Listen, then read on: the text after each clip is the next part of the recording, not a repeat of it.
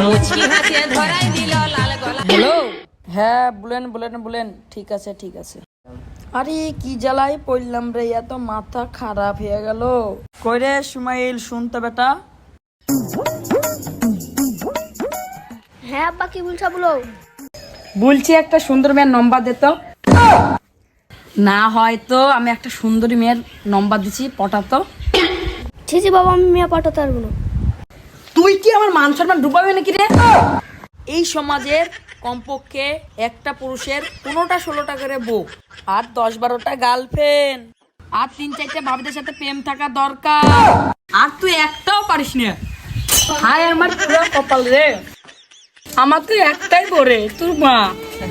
আর আমার সেই অপরাধে লেগে হাইকোর্ট থেকে অর্ডার এসেছে, একদিনের মধ্যে 15টা বউ, 9টা গার্লফ্রেন্ড আর 3টা ভাবি পটাইতে হবে, তা নাইলে আমার যাবজ্জীবন জেল হবে।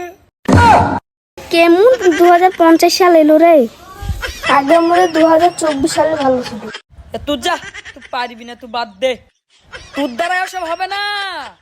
তুই পারলে আমাকে দুটো মেয়ের নাম্বার দিবি, আমি প্রেম করি। সন্ধ্যাবেলা বেগুন ক্ষেত্রে করতে গেলাম।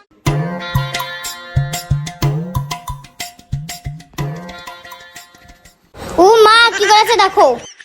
তুই আর কি করলি বাবা, তুই আমার সব মান সম্মান হারিয়ে দিলি রে বাবা।